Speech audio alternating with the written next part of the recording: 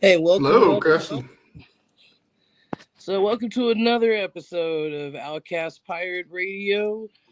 My name is Chris. I am your host, and I have Mr. Sean over here, Sean Ellis. Thank you for filling in Yeah, no for Miss problem. Gwen. You know, basically, I always say, the beautiful Miss Gwen or whatever. I don't think that would roll with you. I feel like, you know, uh, the beautiful Sean, like You could say the the Wolf Man. The Wolfman, the beautiful Wolfman. There you go. There we go. There we go. So tonight we are going to continue about talking about the Texas killing fields. Have you heard about that, Sean? I did listen to a little bit of your last show and caught up on a little bit of it. It's pretty gruesome. It sounds like in some places that they found those bodies and stuff. Oh yeah. Actually, have you need to see the documentary. It is on Netflix. It's called Texas Killing Fields, and it really tells you the story, about certain cases because over the years, like 40 years, there's been, over 40 women, that were murdered and, missing. Some of them still haven't been found, and there's probably more, that's out there, and it's just not just like one serial killer, it's just many people. And I don't know. It just seems it seems so surreal, that something like that could happen.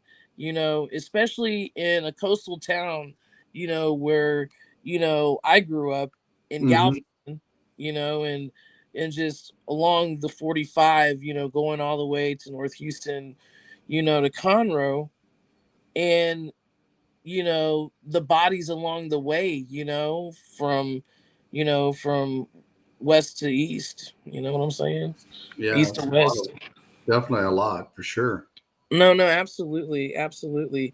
And in that documentary film, um, there was a friend I grew up with, and she's in the film, and I did not know, like her story of like what happened. And then I had another friend who lost a sister, part of the Texas killing fields. So, I mean, just for me, it's, it kind of hits me, in certain degrees, because of just the relationships that I have, Yeah, like in my past, and how they connect, and just the tragedy of it and yeah, everything. it definitely has to be hard, especially if you knew somebody in there too as well. Oh yeah. Oh yeah. I mean, we were all young, you know what I'm saying? And it's just like you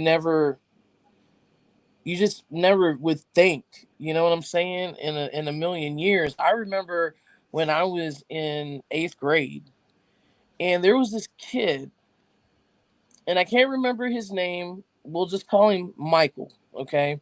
And I remember he had these curly, really dark curly hair, and he used to hang out, with this other kid, and they would listen like to metal music, and and all Right. that, and it was just all, rocked out, and it was cool, like I didn't think anything of it, and I played with these kids, we played in the ditch.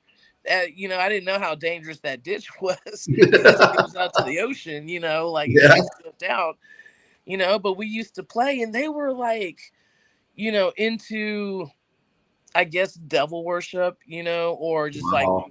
wannabe devil worship, and I remember, we were down in the canal, and, it was just all, concrete down there, and I remember them getting a Bible, and they like caught this Bible on fire. But the thing Oh is, like, wow. the pages wouldn't burn, and they tried like their hardest, like to burn these pages. Well, there was an officer who was murdered, like not too far from where we would play at on I can't remember what it's called, but there's a name over in Texas City. It's like you have the Texas City Dike, which is like a really big, long peninsula that goes out, into the ocean where people, you know, beach at and, go fishing and everything like that. And there is kind of like a levee, that goes across, and people go out there to go surfing and everything, Mhm. cell surfing or whatever you call it. Right. Yeah, and but also too, when we were young, I mean, there was a lot of people who went out there and smoked pot, who went out there and did things because, I mean, it was kind of remote unless somebody came up on you, on top of the road, Right. So there was a cop that was murdered up there, and they didn't know who it was, and I remember listening to it, like about it, and they didn't have any clues, like who would have murdered this cop, Wow. and the cop, the cop was shot, in the face, and it became like this unsolved mystery for the longest time. So I come to school one day and I noticed that, Michael wasn't in class. And and it was just like everybody was acting really weird. I saw like some people crying because they used to bully Michael, Hmm. a lot, Right. and a lot. And like he really didn't have much friends because he was just different, than the other kids. And well, Michael decided that he was going to take his own life, and he was in the bathroom. His mother opened the door, and when she did, he went and blew his head off on the toilet. Oh, wow. Yeah, and left a suicide note saying that he killed that cop. Oh, wow. Like, dude, we were only in 8th grade. Where did he get the weapon? I don't know, but I mean, I live here in the state of Texas, so I mean, back then they had restrictions. Now they don't, really. But Right. I mean, he could have gotten it, from his parents. I mean, I had a friend who passed away, you know, because his cousin was playing with a gun, that he found or whatever, and supposedly it was lodged. It didn't work anymore, Hmm. and he was pulling the trigger, and there was a bullet in the chamber, Oh, wow. you know, because he had it right in his face, just playing, and he was like, "Hey, man, like don't put that in my face." Yeah, I mean, you never point even, toy. I bet back in the day we used to play War Around the Block. And we'd Right, carry actually BB guns, the metal BB guns that actually looked like real handguns at the time. right. And that was people would look out their windows and it's like, whoa. But then they also know who we were. That we wouldn't be taking guns and pointing them at people either. But Yeah, but you know what, too? Like back then, like it was a different time too. I mean, I'm pretty sure we're around the same age, and I mean, I used to play BBs with my cousin. We used to like shoot each other in the ass, well, yeah, like from far away. yeah, It's so forth like that. I mean, we were pretty hard on each other. You know what I'm saying? Playing. So, but now these days, it's a different story. I mean, now, and I feel that a lot of it's influenced by technology and music and everything with the newer generation, where consequences don't mean anything anymore. You know what I'm saying? yeah, Like, look, definitely. dude, when I got my ass whipped, which was very rare, it only took once, one time. That was it. I didn't do it again. Yeah, I would say that's probably the same way. I mean, my mom and dad were pretty strict at times, but as I got older, they kind of let me do what I want to a point, and then they put some other rules in place. As soon as you started to drive, be home at a certain time, be Right. here. You got to go to school in the morning, regardless of what time you get home.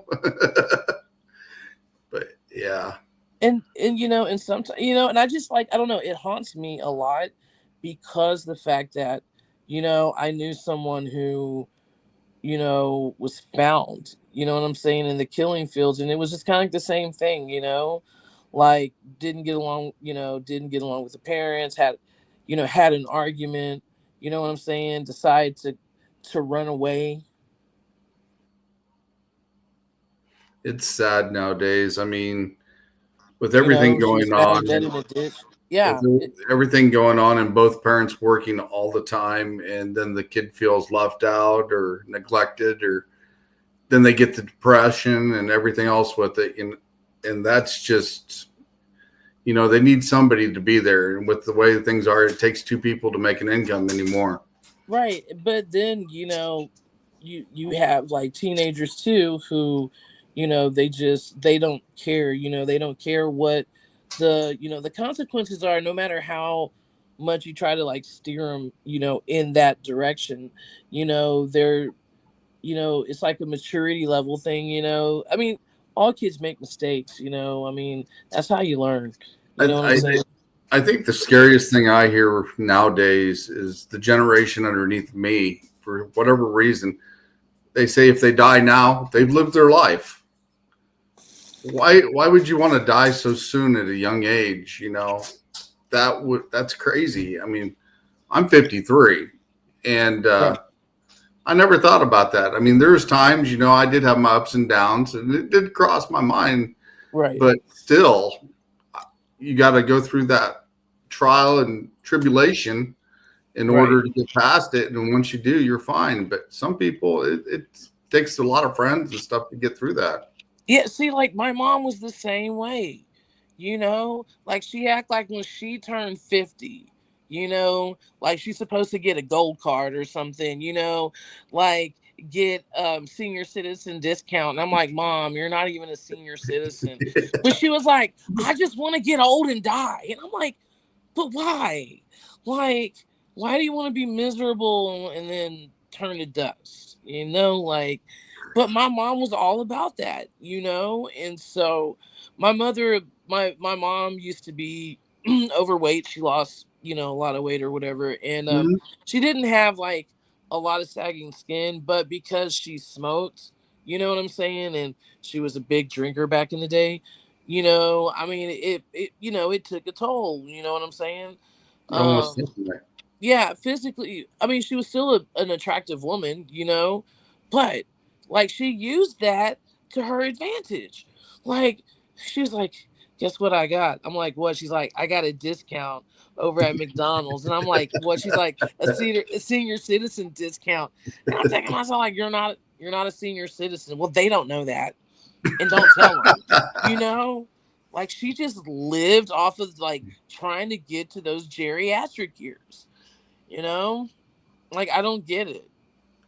Like my thing is, I guess I'm going through a midlife crisis because I'm just holding on, like to my 40s, like, it's like no tomorrow. I mean, because I always tell myself, like it's all about, your mental capacity, like Most definitely. what. Right. And because that's how I was brought up, like age is nothing but a number. Okay. And I was really, really digging that. And I was so hard into it until I hit 45. I'm like, my hip, my back. Yeah. Mine just now turning 53. I'm starting to feel the things that I've done during my past. It's in my neck area Right. because of the extreme sports I used to do, like football, martial arts, and all that stuff. And it's catching up, and it's got degenerative disc in 4, 5, 6, and 7 on my neck, and I feel it when I'm not nowadays compared to what I did, but it's catching up. That, you know what, man, that's like the same predicament I'm in, basically, just working all those years, with IATSE, unloading trucks. You know what I'm saying? Like um um rolling stuff that's like really heavy, and I mean that's a workout. Oh yeah, You it know, definitely especially is. especially when you have to like help move a piano, or you know what I'm saying. And I mean it's a lot of like wear and tear. And you know, most of those years I had a camera, you know what I'm saying, on my shoulders. And like, you know, back in the early 2000s and all that, those cameras were not light, you know. Oh no, what? Yeah, I mean, and I think that's one of the reasons why, you know, I have herniated disc, you know, in my lower part of my back, and I have one in my neck, you know. And yeah. so I mean, Everything was big back then. I remember the first cell phones. You know, they were in those huge bags, and right? and I'm like, now they're pocket size. You know, you take them with you and run. Yeah, man. I just remember like watching Scarface, because he had one of those Yeah. and all that. And I was thinking, like, when I was a kid, I was like, man, I want one of those. Like, look, my mom was like, I loved my mother. My mother was like one of a kind, you know what I'm saying? She really liked morbid shit, you know what I'm saying? It's like she like lived for that. When I told her about rotten.com, she was like, "Oh my god, really?" She's like, "Where is it?" I'm like, "Mom, like why you want to see that shit?" You know? Like I remember cuz she used to work at a port. And so um, there was like an elevator, a grain elevator. Well, someone decided, hey, you know what? I'm gonna take the lockout tag, the logout tag out off of it, while there was like a mechanic that was up there trying to fix the elevator. Well, they turned it on with him in it, and Oh, when he came out on the other side, he was basically like ground meat. I've And seen so, I've seen people's arms go through rollers before, metal press rollers. oh my god, yeah, I've Oh yeah. seen. Oh Man, yeah. I can't even imagine, man. Like like you're dead. You know what I'm saying? Like, I mean, if you go completely in without it ripping your arm off, Oh yeah. I've seen it. Yeah. yeah. Well, I mean, like, but my mom was like telling me about it. She's like, I'm going down there right now. She's like, and I'm taking me a peanut butter and jelly sandwich. I'm thinking to myself, like, no, like, I've seen it also. I mean, the person survived, but they got their hand in it and smashed their hand in one of those metal press rollers. It oh was man, pretty. It messed it up pretty damn bad. yeah, like, man, safety first, always safety first, man. Like, when it comes to like a job site, I'm like OSHA's like, you know, little sidekick. Yeah. Like I've seen too much bad stuff. You know what I'm saying? That could be easily prevented. And like when I did work, in construction, I basically worked in safety. I was the most hated person. you know, like I didn't make any friends at work. I mean that's not what I'm there for anyway, but Right. yeah, man, cuz safety is like number 1. We all make mistakes, you know what I'm saying? But I mean, that's a dangerous job anyway, to be by those type of rollers.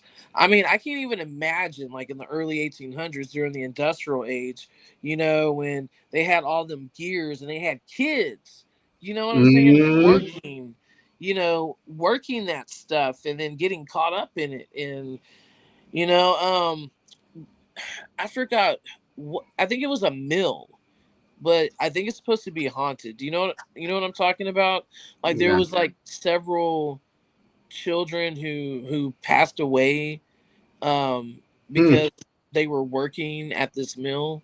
Oh wow. Yeah. It's where kids could work back then, though. Too. They put kids to work, and nobody would realize it either. Yeah, and I mean that's when I think about it, I mean that's pretty crazy. Um but I've heard stories like that, like I think my grandmother started working young. Mm-hmm. Hell, my grandma didn't even get her driver's license. Never had it the whole time. Really? Yeah. Where was she from? Here in Illinois. Yeah, see, look, Right. man, I've never been to Illinois. Now, um, I have some relatives who live in Illinois, Chicago, Hmm. That's about 3 hours away from me. I live in Galesburg. Galesburg. Yeah, I want to go. I want to check it out because I love history. You know what I'm saying? And I love gangster history. So I want to check out some of the places. I know the one was it for the Valentine murders. I know that's no longer there anymore. Hmm. But I mean, energy still remains. Oh yeah, You it's know? definitely. It's like where my house sits right now. It used to be a whole old horse racetrack. I seen some of the maps back in the day. There used to be some type of a horse track here, so you can imagine all the bad things that happened here during the gambling and betting back. And then, Oh yeah, man. Like I'm already feeling stuff from over there. You yeah, know? I've got about six of them that stay here with me all the time. Yeah. There's there's a guy I can't really see him well, but he has a mustache. Um, it looks like he's wearing like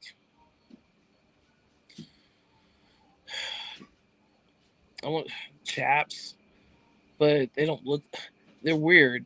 They're kind of like chaps, but they're not chaps. Does that makes sense? Are Mhm. they like half chaps? Yeah, Okay. like riding chaps. Yeah, and then there's chaps that go all the way down, right? Hmm. Yeah. Okay. Yeah, yeah. I'm so not into the countryside of my family.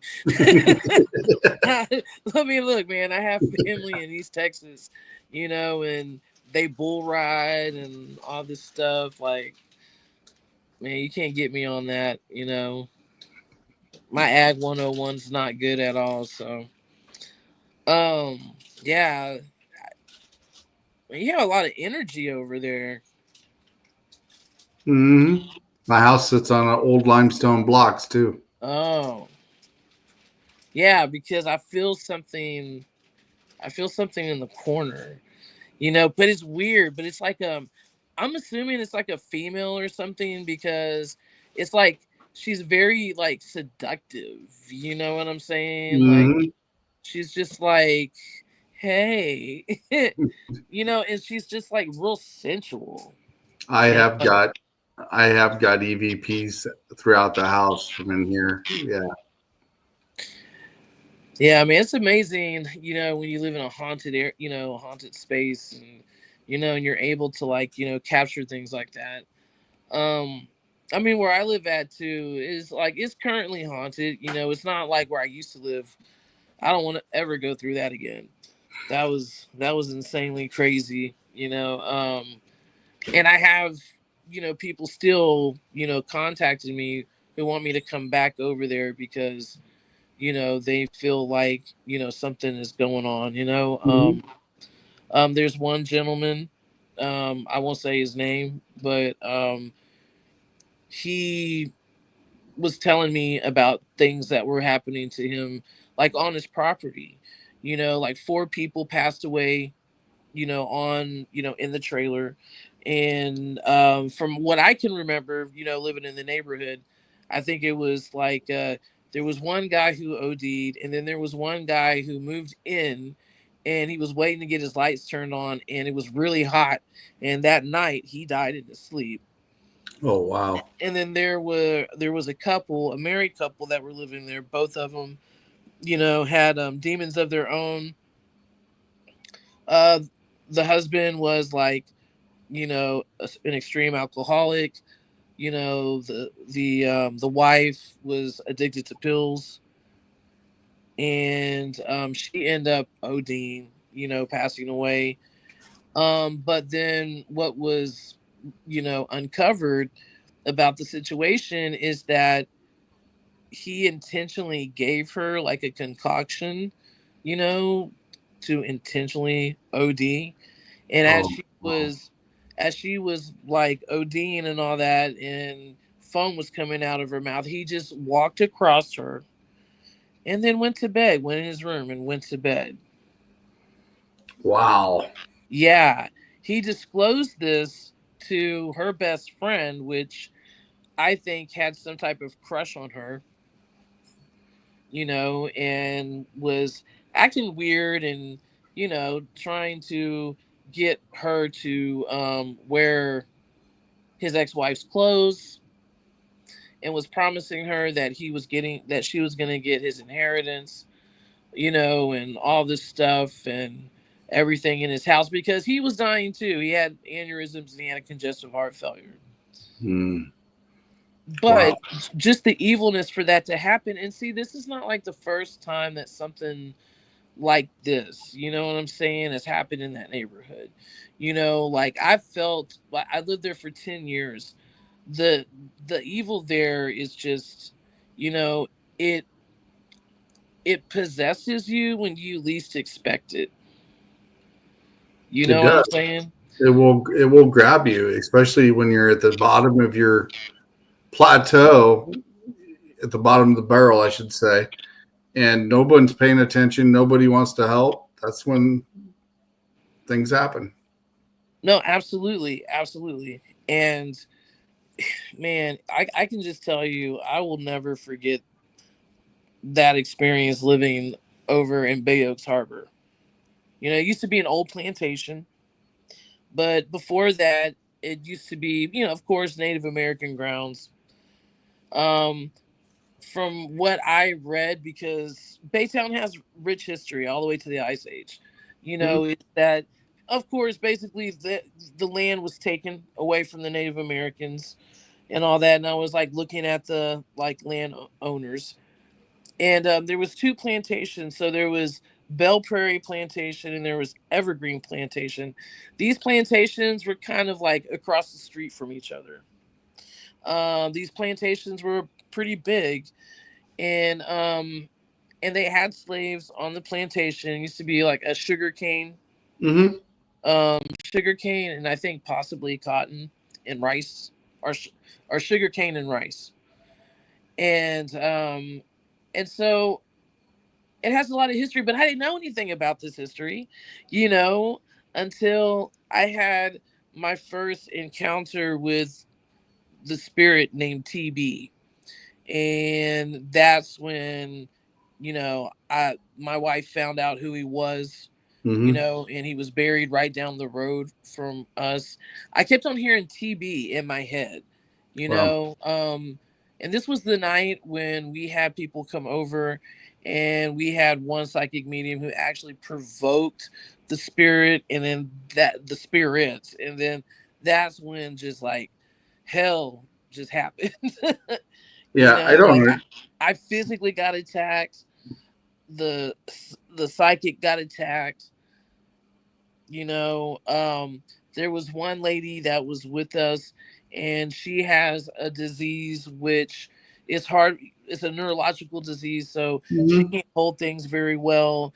You know what I'm saying? She can lose her balance, and she was Wiccan, and but the other people were Christian, and they had their hands on me, and my dog had her paws on me. Mhm. And then you see everybody, like, filming on their phones, right, Right. recording, and then all of a sudden everybody's phone starts blinking, like the battery, saying that their Dead. battery life is out or unable to record. Well, that was like the year the new Samsung came out with the burst shot. Mhm. And so my wife decided to burst shot that shit. And when she did, of course, it created a video, like when you look at it, right, of like, you know, Mhm. frames taken in, place. Right. And so you see this woman who's Wiccan, who has her hand on me, and then she just turns, and like something is like holding her hand, like guiding her to the front door. Okay. So in my neighborhood, or in that neighborhood at that time, we had a ballast that was bad. Okay, so it was like pitch black. You couldn't see in front of your hand. That's how dark it was. But And there was like my son's toys everywhere, all over the front yard. Hmm. And she was able to zigzag through that with her eyes closed as my other son, is trying to, hold her. And there is something that's pulling her because she doesn't have enough strength to do that. Right. At this whole time, my son's like taking pictures on his phone, on his crappy phone. Hmm. And he took about, like, I want to say 25 pictures. The 24th, no, the 20, yeah, the 24th picture, you see a bell dress, like, because she collapsed, Hmm. in a lot, right? Right. And then you see a bell dress that was behind her, you know, but you just saw it, from like it went to the knees and then it disappeared, but you can tell it was like blue with an apron, Hmm. a white apron. So I'm assuming that was probably like, a house slave Right. or whatever. But yeah, I will like never forget that. And like for like the 2 weeks, man, I mean, I just felt like something was like bumping into me, you know, like just kind of like, riling me up, trying to make me like scared. Um, I would always try to figure out, man, like I would go TMI, right? So like I would go, into our restroom, and when you would walk in there, like the whole like energy changed, the restroom was like really, really small, Hmm. the master bath and all that. But it was just like you felt sadness, like it was like melancholy, like it was just weird, like I'm not saying like you contemplate suicide, but it was like, you A know, dreary, a dreary feeling. yes. And I was trying to figure out why I would, feel that way. And Hmm. so I'm a songwriter, and I used to play in the bathroom because that's great acoustics, Right. and all that. And I noticed that like I would see from the corner of my eye like movement come from the window in the bathroom, you know what I'm saying? And then whatever it is going straight to the mirror, Hmm. because the mirror and the, in the window are parallel from each other Right. and all that. So I was playing, in the bathroom, like writing some music, and I had some, you know, I guess some Irish Spring shower Hmm. gel, Yeah. and then it just like went like this, like something brushed up against it, and I Oh. felt something, and all of a sudden I lost hearing in one ear, and then I regained it, like after I saw like a glimpse of a shadow from the corner of my eye. I've seen shadows run across hallways before and peek around corners. Yeah, I've had that a lot over there at that house. You know, I've had men like, I don't know who these dudes are. They're like wearing top hats. I actually have a picture of them. You know, that was that was captured. My wife captured it behind me. Hmm. At first when you look at it, you think, okay, well, it's just a digital. You know what I'm saying? Like Hmm. it's just it's a digital optical illusion. Right. But the thing is like I saw these dudes when I woke up at 4 a.m. in the morning, because my wife she used to work in the medical field, Hmm. so she had to get up early. And as she was walking in the bathroom, these men were walking out, and they were dressed in black, and one looked like he had a top hat on, but these could have been like soldiers too, from the Civil War. Hmm. And I just saw them and they just disappeared, like going, in through the French doors out Right. of my bedroom, like going into, the living room. And I'm thinking to myself, like, did I just see like dudes in my room? So we acquired a house across the street, and we thought, okay, well, it's the house that's haunted. If we move Hmm. across the street, it won't be so bad. No, it was like even worse, So it was the because ground that it was coming from, then, as from the energy that's left over from the ground. yes, yeah. I mean, then it just like got potentially worse.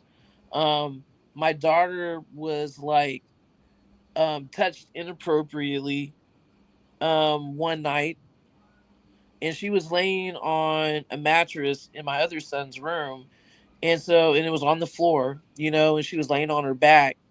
At that time, my grandson was like 6 months old, not even that. Hmm. So she said that she felt like two fingers, like an index and a middle finger, you know, go in between her breasts all the way down, like past her navel, inside her, and Wow. going all the way up her back while she is laying down. And she gets up, the baby screams bloody murder, and he has three scratches on the side of him. Oh, wow. Yeah. That's crazy. It is How it, how how old was your granddaughter at the time? oh, grandson, he was 6 months. Okay. He's eight now. What about the little girl? Well, he does have. Well, they do have a little girl. She came later, you know. But I don't think she had anything to do with that house. But this is the weird thing, and you brought something up too. Um, so I've seen two kids, two children, become possessed Hmm. on this land. Wow. One, his name is Michael. He had a trouble, you know, few years of childhood and so forth, for moving place to place and everything like that. He went to go live with his aunt and uncle. Well, I noticed that he had these dark bruises, like, him being beaten, you Hmm. know, like I've never seen anyone ever with dark, dark Right. bruises. So I asked them about it because I was like, dude, are they beating this kid? And they told me like he will get up in the middle of the night, he will get into the cabinet, and then he will just let himself fall out of the cabinet, you Oh, know, wow. and he like hits against the countertop, and then he hits on the floor, which the kid, from my understanding, I think like the kid, is anemic or so forth. But he would do this all the time. But I mean, still, it kind of like I questioned it, Hmm. you know. But when I told these people, I'm like, look, man, this land is haunted. I just want to let you know. The lady was like, well, okay, but we believe in Jesus Christ and we're Christians. And I'm like, look, well, that good. I'm glad you're Right. Christian because you're really gonna need Jesus living here. you know? And like they thought I was crazy, right?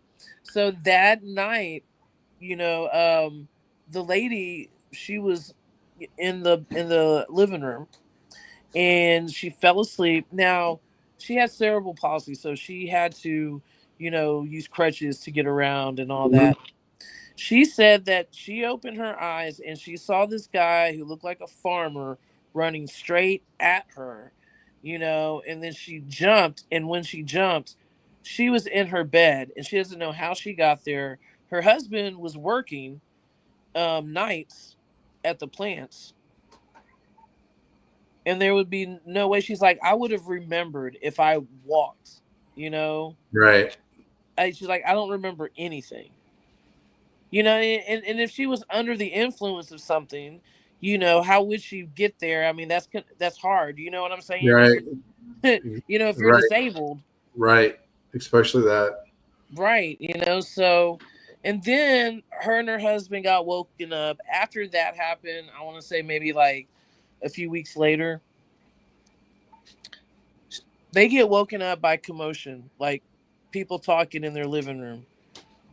She goes and she hobbles in there, and she's with her husband, and her husband turns like three sheets of white.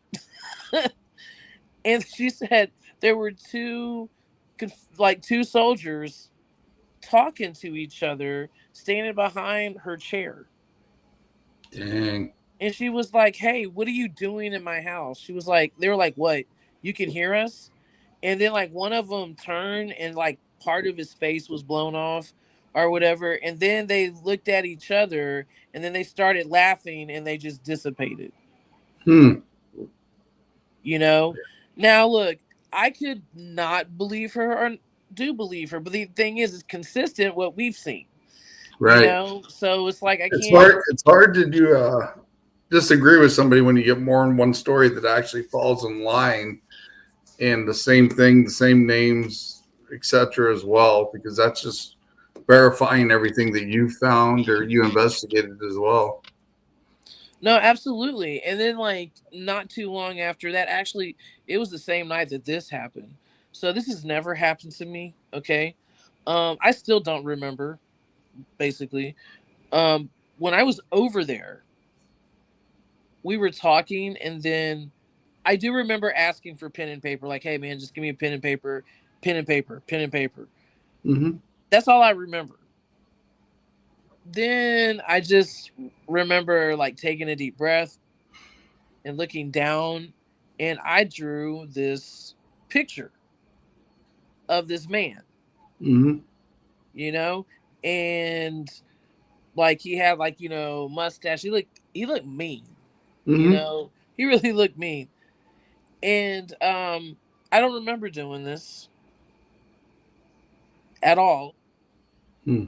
And they told me that I was like, I had my eyes closed and I was like rocking back and forth, like drawing, this Mm-hmm. image. And then a few years later, not a few years later, but probably like maybe like 6, 7 years later, I decided I'm gonna like do some like scrying with water, Mm-hmm. just like play around with it because I've never done it. Mm-hmm. So I did it in the house. I didn't go outside and do it like with the sun, but I used the ambient light from the sun, the reflection, Mm-hmm. where it wouldn't be overexposed. Right. And so I'm using video like at 60 frames per second because when you can do that, you can stop. You see what I'm saying? Mm-hmm. Because you're more able to catch something than you would, taking pictures. Right. Yeah, so there's one picture and you see this guy that kind of fits the description of this picture that I did years ago, Oh wow. with the mustache, but then he has like these mean glowing eyes, and yeah, just watching every move I make. And I know who this dude is. His name is Benny Roper. Benny Roper used to be the overseer for the plantations Oh over there, yeah. back to back. He was a mean son of a bitch. He did not care about anything basically except himself. He is from Lynchburg, Texas. Lynchburg, Texas no longer exists. The only thing that is a part of Lynchburg is the cemetery that is just, you can't even get to it because it's like filled with snakes and all Oh. that. But obviously he was the judge there, but there were um archives found, of him writing letters to Dr. Asheville Smith, who was Mm-hmm. one of the plantation owners that he would, care for his plantation while he was away being a diplomat for the Republic of Texas. And so he would write him and, would basically said that he stabbed one of the slaves and he's bleeding really bad, and he didn't think it was that bad because he only used a 6-inch blade. Oh wow. Like, see how dumb people were back in the day. Yeah. Like, what do you like if you if somebody impaled you with a 6-inch blade? Like, what kind of damage that's like? What, because he was black? There is a different type of damage. No doubt. Yeah. Like, Like I was not gonna hurt that much. 6-inch blade's a 6-inch blade. That's pretty good size. Right? And then he tells like Asheville Smith, he's like, "Well, I took him to the doctor, and after I take him back, then I'm really gonna give him a lashing." Like, what you gave Bo Ashford for? You already stabbed the dude. So this guy was not a good guy at all. And then he got sick and tired of Dr. Asheville Smith because he felt that Asheville Smith was just allowing the slaves to do whatever they wanted, and that wasn't right. And so he decided to resign from his position, but he was still writing Asheville Smith letters like, hey, this is what's going on your land. This is what they're doing, and you're allowing this to happen and all this stuff. So, he was kind of like harassing Asheville Smith in a way. Most And I definitely. and I feel that, in his, you know, in his afterlife, he is stuck here because of all the things he's done, especially to the slaves who happen to practice voodoo, you know, and he's stuck here. And so what he does, he makes people's life miserable. If you drink alcohol, if you do drugs, he controls you. I can't tell you how many people have committed suicide in that subdivision that I lived in. Oh There's wow. over 19 registered sex offenders, and what I found that could have possibly happened, what one of the mediums said, Katrina Cooper, spiritual medium, she came to my house and she like investigated, and she's the one who got in the most detail. And I'm telling you now, she is like probably one of the best mediums I've ever met, because when I went and researched years later, she was on point, that could have possibly happened. you know there were children who were, you know being sexually assaulted, by men, which of course back in the day that was Hmm. kind of normal, but no one spoke about it. um and I think that type of energy that's there just draws these men, these sex offenders in that area, because of what happened. And she said that, this person, which is TB, like he had access to children, easy access to children, Oh, So a couple of years later, I'm doing a little bit of research as I'm doing posts on the documentary, Haunted Old Bell Prairie, about Bay Oaks Harbor, about that area. And I allow the spirits to speak and tell their story, and you can put it together and visually see like what they went through, and oh yeah. like what happened. And I'm I don't know, man. I get blown away. I get totally blown away when I hear, you know, people trying to tell their stories like from the past. And what I used. Have you heard of the wooden? What's it called? The wooden box, spirit Hmm. box Hmm. by Spain Paranormal. Yeah.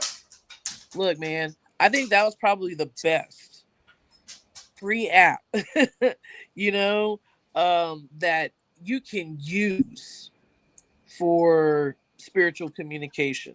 Hmm. They discontinued it years ago. I've asked them more than once, like, "Hey, man, can you bring it back? Can you make something, new and improved?" Right. But it. I'm not being a critic. You know what I'm saying? But it's just, to me, nothing compared to their other apps, to the Wooden Box Spirit app, Hmm. Yeah. because that's where I captured a lot of stuff. And it was clear and concise. It was, you know what I'm saying? It was intelligent, Right. and it gave me chills, to hear, because a lot of death has happened on that land. You know, a lot of people have died on that land, even today. They picked up a body, I want to say 5 years ago, out there. It all happened. We were outside, didn't even know it. Oh wow. You know, this guy that lived, we didn't know at the time. I kind of put two and two together. But we were outside working on the rent house, and this guy got paid $1,000 to kill this 18-year-old teenager, 7 months pregnant, with this man's baby because he didn't want his girlfriend to find out. Oh man. And so in the neighborhood, he goes and he shoots her in the face. He puts her and rolls her up in a blanket. So check this out, man.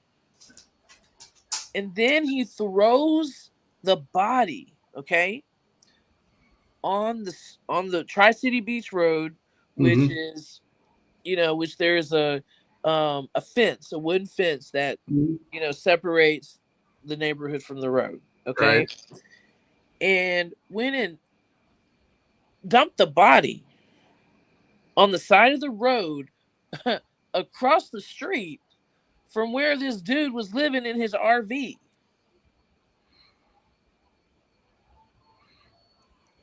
Crazy.